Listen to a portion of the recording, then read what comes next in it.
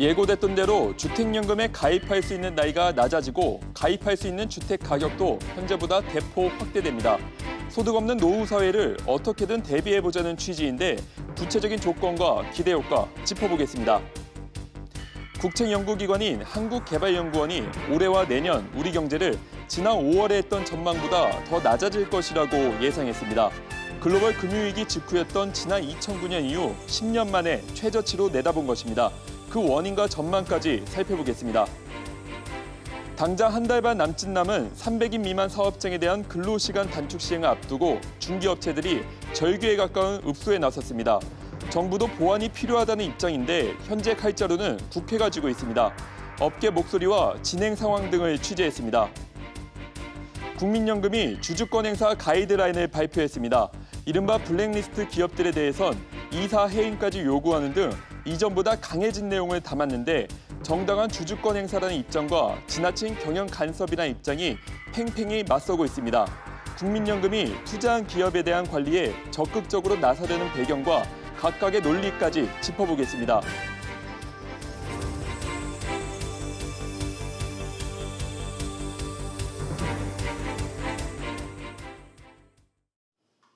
시청자 여러분 안녕하십니까? 뉴스프리즘 시작합니다.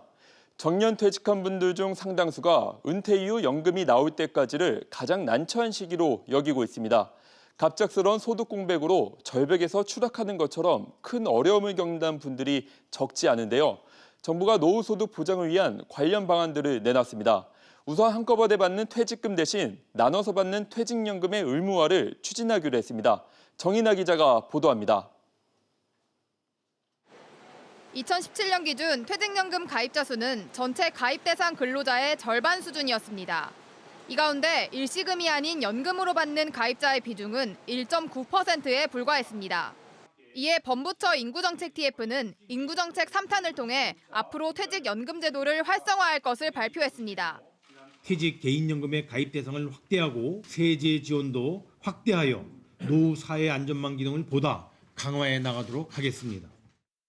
우선 퇴직급여법을 개정해 올해 4분기부터 기업의 퇴직연금 도입 의무화를 추진할 계획입니다. 중소 영세기업에 대해선 개별 사업장이 납부하는 적립금을 기금화해 운영하는 중소기업 퇴직연금 기금제도를 도입할 예정입니다. 세제 지원의 경우 연금 수령 기간이 10년을 넘을 경우 퇴직소득세를 기존 70%에서 60%로 낮추겠다고 밝혔습니다.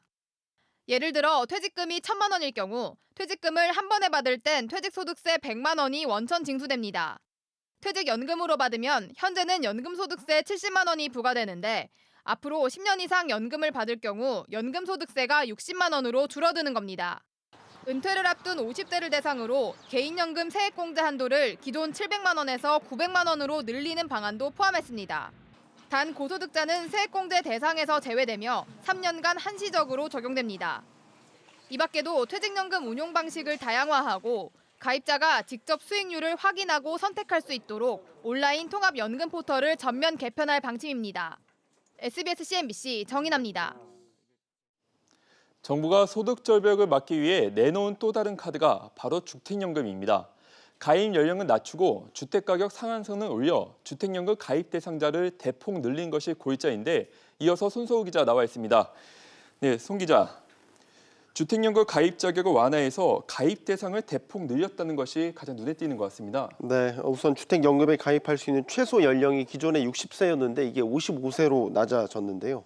우리 경제구조상 경제활동 인구의 은퇴 시기가 점차 빨라지면서 국민연금을 받을 수 있는 나이가 될 때까지 발생하는 그 중간의 소득 공백을 바로 이 주택연금으로 보완하겠다는 취지입니다. 고가의 주택도 주택연금 가입 대상이 될 수 있도록 주택가격의 상한선도 기존의 시가 9억 원에서 공시가 9억 원으로 바뀌었습니다. 이 공시가 9억 원이라는 거는 시가로 환산하게 되면 대략 13억 원 정도입니다. 아울러 전세를 준 다가구 주택이나 오피스텔도 역시 주택연금 가입 대상에 포함하기로 했습니다. 이처럼 가입 자격을 완화하면 주택연금 가입 대상은 기존 400만 가구에서 120만 가구가 늘어날 것이라는 시뮬레이션 결과가 나왔습니다. 그렇다면 이렇게 되면 실제 주택연금 수령액은 얼마나 되는 건가요? 완화되는 기준을 갖고 예상 수령액을 계산해 보면요. 먼저 55세 가입자가 만약 시가 3억 원짜리 주택을 담보로 주택연금에 가입을 한다고 가정해 보면 화면에 보시는 것처럼 매월 46만 원을 연금으로 받을 수가 있습니다. 같은 나이, 즉 55세 가입자가 이번에 대상에 포함된 공시가 9억 원짜리 아파트를 담보로 주택연금에 가입했다면 시가로 환산하면 13억 원 내외가 될 텐데요. 월 129만 4천 원을 연금으로 수령한다라는 시뮬레이션 결과가 나왔습니다. 그렇다면 이 퇴직연금과 개인연금도 보장성과 세제 혜택 등이 대폭 강화된다고요? 네. 그런데 여기서 이제 알아둘 거는 연금액의 상한선이 있다라는 부분입니다. 이 상한선의 기준이라는 게 시가 9억 원인데요. 공시가 9억 원짜리면 시가로는 13억 원 전후인데 그렇다고 해도 주택연금 지급액은 시가 9억 원을 상한선으로 해서 지급된다는 뜻입니다. 주택연금에 가입했는데 공실주택인 경우 즉 세입자를 들이지 못하고 있다면 청년이나 신혼부부용 임대주택으로 전환해서 월 25만 원 가량의 추가 수익을 올릴 수 있도록 한 것도 바로 눈에 띄는 부분입니다. 네, 손 기자 수고하셨습니다. 정부가 경제와 관련해 마지노선으로 여겼던 올 성장률이 2%인데요. KDI 한국개발연구원이 올해 성장률을 2%는 달성할 것으로 내다봤습니다. 그런데 당초 KDI가 예상했던 2.4%보다는 크게 낮아진 건데요. 내년 전망치도 기존 전망보다 0.2%포인트 낮은 2.3%로 내려잡았습니다. 임종윤 기자가 보도합니다.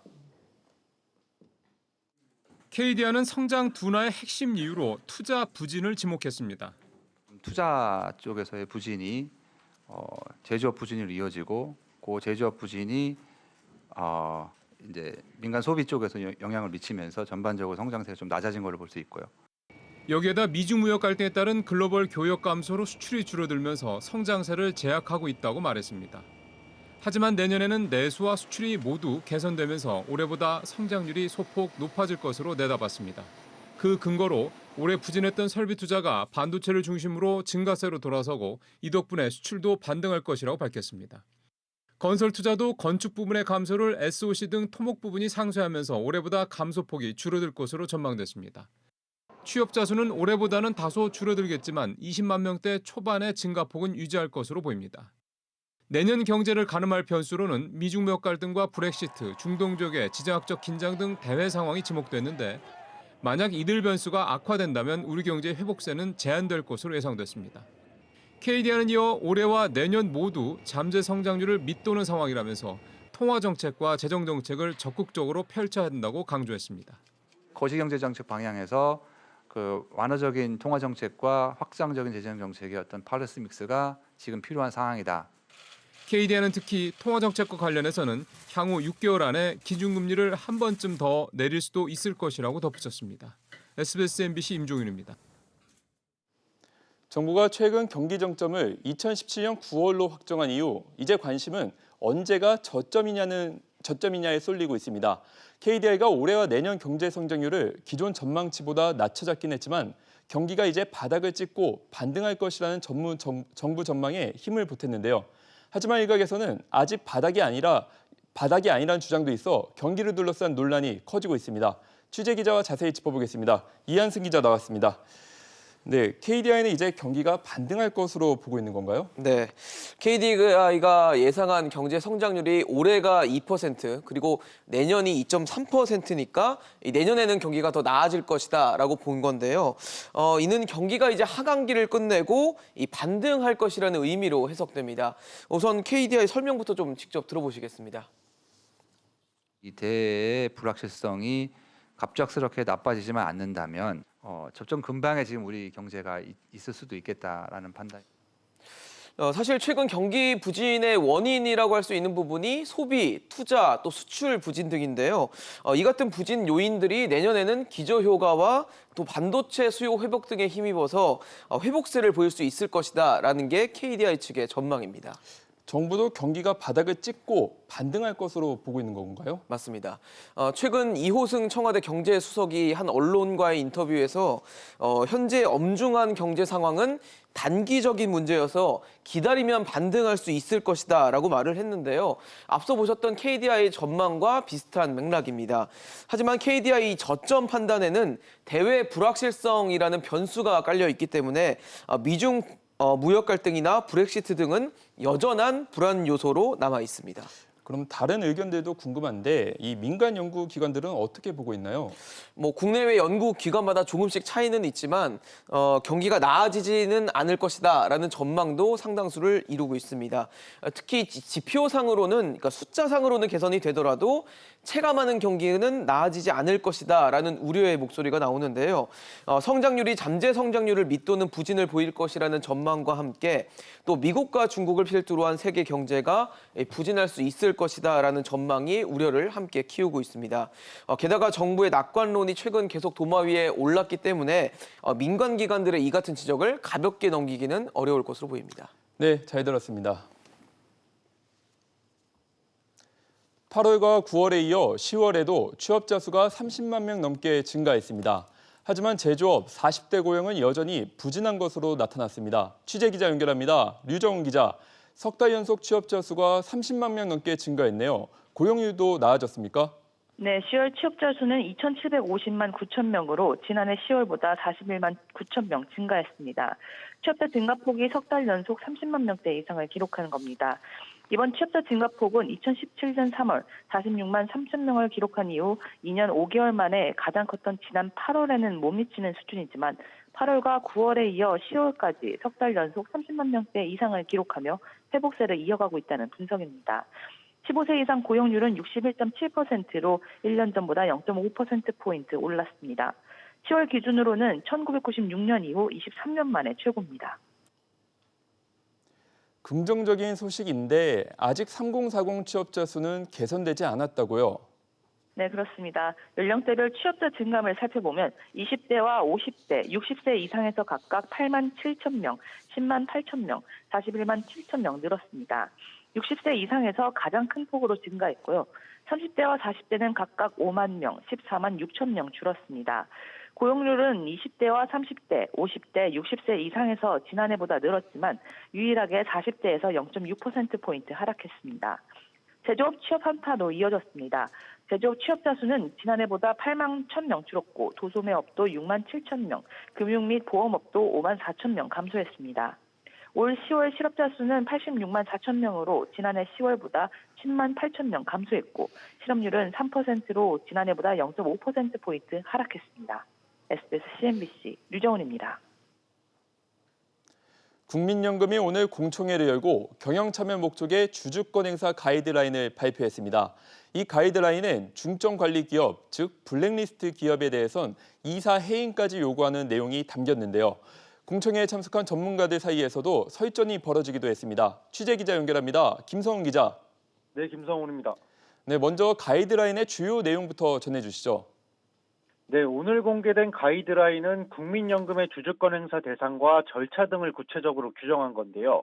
기업의 배당이나 임원의 보수한도 적정성, 횡령이나 배임 등 경영진의 사익 편취 문제로 기업 가치의 훼손이나 주주권익 침해가 발생한다고 판단되면 국민연금이 주주권을 적극 행사한다는 계획입니다.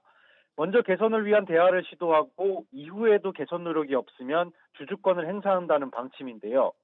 기업의 임시주총 소집을 청구해 이사 해임 주주 제한을 상정하거나 특정인을 사회이사나 감사로 선임하도록 제한할 예정입니다. 또 기업의 이사가 횡령이나 배임 등으로 유죄가 확정되면 이사 자격을 박탈하는 내용의 정관 변경을 요청할 수도 있습니다. 또 오늘 공청회에서는 투자 자산을 선택하는 중요 요소에 기업의 재무적 요소뿐 아니라 지배구조와 환경, 사회적 책임도 고려하는 책임 투자 개념을 도입하는 방안이 공개됐습니다. 전문가들의 반응은 어떤가요? 네, 국민연금의 경영 참여를 두고 의견이 엇갈렸는데요. 곽관훈 선문대 법학과 교수는 전문성에 의문이 붙는 기금운용위원회가 경영 참여를 하면 기업의 부담일 뿐이라고 주장하며 주주권 행사가 기업에 미칠 영향과 관련해 기금운용위원회에 책임을 묻지도 못한다고 지적했습니다. 반대로 이동구 참여연대 변호사는 타익 편취 등의 개선을 요구하는데 전문성이 크게 필요하지는 않다면서 이번 가이드라인은 기업 경영 환경이 더 좋아지도록 하는 주주권을 통한 정당한 개입이라고 말했습니다. 한편 책임 투자와 관련해서는 개념이 너무 모호하고 2023년인 시행 시점을 두고 실효성에 대한 의문이 제기됐습니다. 국민연금은 오늘 공청회에서 나온 의견들을 수렴해 이달 말 기금운용위원회에서 확정할 예정입니다. SBS CNBC 김성훈입니다. 스튜어드십 코드의 행동 지침이 구체화되면 기업 활동에 대한 국민연금의 입김이 세질 수밖에 없습니다. 이를 두고 국민연금의 기업 경영권 침해냐 아니면 정당한 경영 감시냐 논란도 불거지고 있는데요. 황인표 기자와 좀 더 자세한 얘기 나눠보겠습니다. 황 기자, 네. 먼저 국민연금이 오늘 주주권 행사 가이드라인을 발표한 이유가 뭔가요? 그만큼 좀 국민연금의 책임 운영이 중요해졌기 때문으로 보시면 될 것 같은데요. 지난 7월 말 기준으로 이 국민연금의 그 운용액만 704조 원이나 되고요. 이 중에 16%인 115조 원을 국내 주식시장에 투자하고 있습니다. 9월 말 기준으로 5% 이상 지분을 가진 회사는 311개에 달합니다. 국민의 자산, 그것도 노후 자산을 관리하기 때문에 수익률에 민감할 수밖에 없고 이번 가이드라인 같은 경우 주주 가치를 해치는 나쁜 기업에 대한 경영 개입의 발동 기준과 범위를 명확히 설정한 것으로 볼 수 있습니다. 이 국민연금은 그동안 의결권을 행사하거나 배당을 요구할 때 지나치게 소극적이라서 주총 거수기 아니냐 이런 비판을 좀 받았거든요. 그런데 이제 스튜어드십 코드 도입과 이번 가이드라인 그 기준 마련에 따라서 이 상장기업 경영에도 큰 변화가 불가피할 것으로 예상됩니다. 그렇다면 구체적으로 어떤 변화가 예상되나요? 예를 한번 들어보겠습니다. 잘 기억하시는 것처럼 대한항공 총수일가의 갑질 사건이 있었죠. 또 그 옥시의 가습기 살균제 사망 사건 같이 이 기업 가치에 중대한 그런 영향을 끼치는 일이 발생하게 되면 문제가 많은 기업을 먼저 중점 관리 기업 일종의 블랙리스트로 선정해서 공개할 예정입니다. 그리고 국민연금이 직접 또는 국민연금이 위탁한 자산 운용사들이 공개적으로 기업에 이제 개선을 요구하게 되는데요. 이런데도 기업이 개선책을 내놓지 않는다면 이사 해임이라든지 경영진 교체를 요구할 수도 있습니다. 만약 이마저 받아들이지 않는다면 결국 국민연금이 투자를 중단하거나 기존에 투자했던 투자금을 회수할 수도 있습니다. 주식시장에서 국민연금이 워낙 큰 손이다 보니까 기업들도 이런 움직임에 민감하게 반응할 것으로 예상됩니다. 이 국민연금 가이드라인 자체를 놓고도 논란이 있죠? 아무래도 국민연금의 기금 운용이 정부의 감독 관리 밑에 있거든요. 그러다 보니까 이 경영 참여 기업을 선정하는 과정이라든지 이 경영 참여의 수위를 놓고 논란일 수 있습니다. 정부에게 좀 밉보인 그런 기업에 대해서 예를 들어 과도하게 입김을 불어넣는다든가 또는 여론에 따라서 이 주주권 행사의 방향이 오락가락할 수 있기 때문입니다. 이 때문에 일각에서 연금 사회주의가 되는 것 아니냐 이런 얘기가 나오는 것도 사실입니다. 다만 이런 얘기 같은 경우에는 국민연금 투자는 받으면서 좀 간섭은 하지 않았으면 좋겠다 이런 좀 주장과 좀 통하는 면이 있기 때문에 좀 논리에 맞지 않는 그런 측면이 있고요. 또 주주 제한 등 이 국민연금의 의결권 행사는 자본주의에서 이 상법이 보장하고 있는 권리이기도 합니다. 이런 오해를 풀기 위해선 이 가이드라인 최종 확정 전에 이 국민연금이 기업 등 시장 참여자들의 의견에 한 번 더 귀를 기울여야 되는 것 아니냐 이런 의견도 함께 나오고 있습니다. 네, 잘 들었습니다. 우리가 소비하는 것들 중 중요시 여기는 분야는 역시 의식주가 있을 텐데요. 그런데 최근 조사에서 이 같은 인식이 일부 뒤집혔다고 합니다. 어떻게 달라졌고 이게 어떤 의미가 있는지 이광호 기자가 자세히 설명해 드립니다. 입고 먹고 사는 것, 이 의식주는 오랫동안 우리 국민의 가장 중요한 문제였습니다. 한국소비자원이 지난 2013년부터 2년 주기로 발표하는 소비생활지표에서도 의식주는 우리 국민이 가장 중요하게 생각하는 소비 분야 1위부터 3위까지를 나란히 차지했는데요. 그런데 올해는 그 결과가 바뀌었습니다. 식과 주는 위상이 여전했지만 보시는 것처럼 의류가 밀려나고 금융이 그 자리를 차지했습니다. 의류는 병원 의료와 교육 다음인 6위까지 밀렸습니다. 아무래도 다양한 이유가 있겠죠. 우선 지갑이 얇아지면 가장 먼저 줄이는 소비가 옷이다 이런 말이 있는 것처럼 최근에 경기 침체가 영향을 미쳤을 가능성이 있습니다. 실제로 의류 소비의 중요도는 경기 상황에 따라서 다르게 움직였습니다. 지난 2012년 유럽 재정위기의 여파로 국내 경기가 저점을 찍고 서서히 회복하고 있던 지난 2013년과 2015년에는 중요한 소비로 의류를 꼽은 소비자가 11.2%였습니다. 그러다가 우리 경기가 정점을 찍었던 지난 2017년에는 12.6%까지 올랐습니다. 그리고 올해 9%대 초반까지 떨어진 겁니다. 이렇게 의류의 중요도가 떨어졌다는 해석 말고 상대적으로 금융에 대한 관심이 많아졌다는 해석도 있습니다. 저금리 기조가 몇 년째 이어지면서 투자를 해야 한다라는 목소리가 커졌고 핀테크의 본격적인 확산으로 다양한 금융 상품에 조금 더 편하게 접근할 수 있게 된 점 등이 영향을 미쳤다는 겁니다. 수치로 봐도 앞서 보셨던 의류의 중요도가 오르락내리락 했던 것과는 달리 금융은 지난 2013년 2.1%에서 올해 11.4%까지 쉼없이 올랐습니다. 무엇을 입느냐보다 안정된 미래가 더 중요한 시대가 됐습니다. SBS CNBC 이광호입니다. 내년부터 300인 미만 사업장에 대해서도 주 52시간제가 적용됩니다.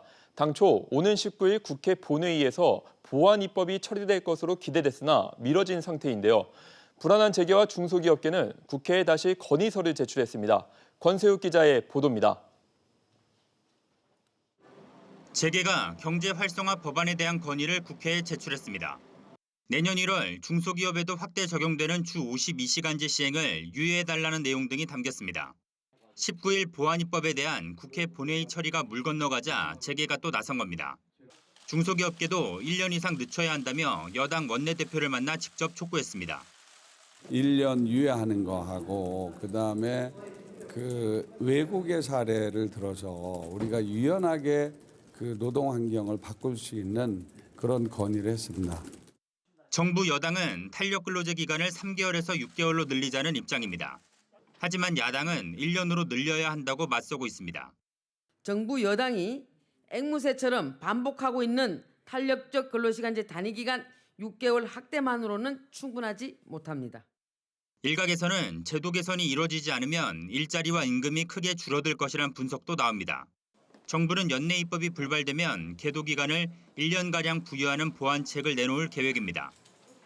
탄력 근로제 등 보완 입법이 시급합니다.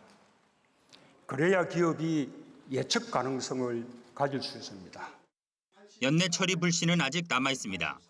국회 환경노동위원회에서 여야가 합의할 경우 연내 입법이 가능합니다. SBS CNBC 권석입니다. 다행히 국회는 19일 국회 본회의를 열고 비쟁점 법안들을 처리하기로 했는데요. 여기에 1년 넘게 발목이 잡혀있던 데이터 3법도 포함됐습니다. 데이터 3법이 처리된다면 어떤 변화가 생길까요? 정유영 기자와 짚어보겠습니다. 정 기자, 일단 데이터 3법에 대해서 간단히 설명해 주시죠. 네, 이 데이터 3법은 이 개인정보보호법, 정보통신망법, 이 신용정보법 개정안을 일컫는 말인데요. 이 개정안의 핵심은 누구인지 알아볼 수 없게 처리된 가명 정보를 이 기업들이 활용할 수 있게 해주는 겁니다. 지난해 11월 국회에 발의됐지만 1년 가까이 계류돼 왔습니다. 이 법이 통과되면 인공지능 분야의 발전이 예상됩니다. 이 인공지능은 방대한 데이터를 반복적으로 학습해야만 기술을 고도화할 수 있기 때문입니다. 이를 기반으로 고객 맞춤형 서비스가 활발해질 것으로 보입니다. 특히 금융계와 의료계에 큰 변화가 기대되죠? 네, 일단 현재 금융거래 실적이 없는 청년 등은 이 1금융권 접근이 쉽지 않은데요. 이 데이터 3법이 통과되면 개인의 비금융 정보를 이용한 이 신용평가가 활발해질 전망입니다. 이미 중국은 하고 있습니다. 모바일을 통해서 저 농촌이나 어촌 같은 데 있는 분들이 신청을 할 경우 한 10만 개의 데이터를 가동해가지고 빠른 시간 내에 신용 분석을 해서 대출 여부와 금리 수준을 결정해주는 우리도 이제 그런 것이 가능하리라고 생각을 합니다. 네, 의료계의 경우 이 법이 통과하면 이 국민건강보험공단과 이 건강보험심사평가원이 보유한 약 6조 건의 데이터를 활용할 수 있을 것으로 기대하고 있습니다. 이를 통한 질병 진단과 예방, 이 신약 개발 등이 활발해질 것으로 보입니다. 하지만 일각에서는 우려의 목소리도 나오는 것 같습니다. 네, 오늘 최영애 국가인권위원장은 이 데이터 3법과 관련해서 정보 주체의 권리가 충분히 보호될 수 있도록 국회가 신중하게 논의해야 한다고 주장했습니다. 전문가들은 가명 정보라 하더라도 이를 통한 개인 식별 가능성을 지적합니다. 가명 정보와 익명 정보에서 여러 가지 처리를 거쳐서 개인이 누구인지를 식별할 수 있는 공격의 가능성은 있다고 보아야 될 것 같고요. 가명 정보는 해킹을 할 수 없게, 해킹해서 이 암호문을 풀 수 없게 하는 어떤 연구가 돼야 될 거고. 네, 정 기자 잘 들었습니다.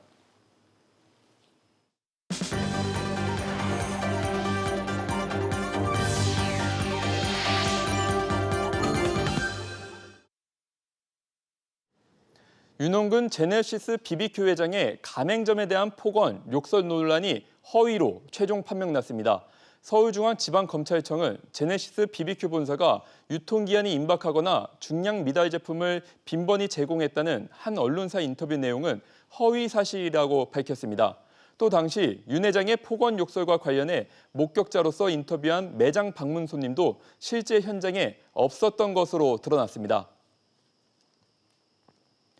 종이증권을 발행하지 않는 전자증권제도가 전면 시행되면서 제도 시행 이후 거래한 실물증권은 효력이 사라지게 됩니다. 전자증권제도는 실물증권을 발행하지 않고 전자등록의 방법으로 증권의 발행부터 유통, 권리행사 등 증권 사무를 처리하는 제도입니다. 지난 9월 16일 전면 시행된 후 현재 실물증권의 전자증권 전환이 순차적으로 진행 중입니다. 예탁결제원을 실물증권을 시가보다 저렴하게 판매한다는 등의 행위는 사기에 해당할 수 있으니 주의해야 한다고 지적했습니다. 안녕하세요. K웨더 라이프스타일 예보 김민주입니다. 이 시각 위성 영상 보시면 전국이 흐린 가운데 서울을 포함한 중북부 지역과 제주도에 비가 내리고 있고요. 그 밖에 전국에도 산발적인 빗방울이 떨어지는 곳이 있습니다. 비는 오늘 밤 대부분 그치겠지만 충남과 전라도, 제주도는 내일 아침까지 내리겠습니다. 하지만 오늘부터 북서쪽에서 찬 공기가 내려오면서 중부지방을 중심으로 내일 아침 기온이 큰 폭으로 떨어지겠는데요. 이에 따라 서울, 경기와 강원도 일부 지역에 한파특보가 발표됐고요. 오늘 밤 11시를 기해 발효될 것으로 예상됩니다. 내일 서울의 아침 기온은 영하 3도, 강릉은 영하 1도, 대전은 1도로 시작하겠고 오늘보다 4도에서 10도가량 기온이 낮아지면서 수능 한파가 찾아오겠는데요. 전국 대부분 지역에 강한 바람까지 더해지면서 체감온도는 더 낮아지겠습니다. 내일은 중국 북부지방에서 남동진하는 고기압의 가장자리에 들겠고요. 대기순환이 원활해서 미세먼지 농도는 전국 보통 단계를 보이겠습니다. 다음은 자세한 지역별 날씨입니다. 중부지방 종일 춥거나 다소 쌀쌀하겠습니다. 아침 기온은 서울 영하 3도, 춘천은 영하 4도까지 떨어지겠습니다. 동해안 지역 오늘 밤에 비가 그치겠고요. 아침 기온은 속초 0도로 시작하겠고 낮 동안 6도까지 오르겠습니다. 남부지방 새벽까지 비가 오는 곳이 있겠습니다. 내일 아침 대구는 2도, 전주 3도로 시작하겠고 낮에도 9도 안팎의 기온을 보이겠습니다.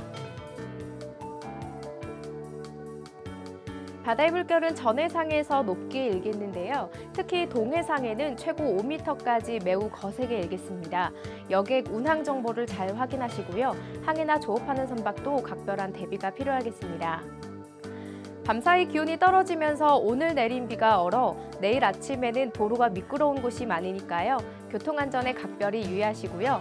평소보다 일찍 서두르시는 편이 좋겠습니다. 수험생 여러분 수능 잘 보시기 바랍니다. 날씨였습니다. 오늘 저희가 준비한 소식은 여기까지입니다. 시청해주셔서 감사합니다.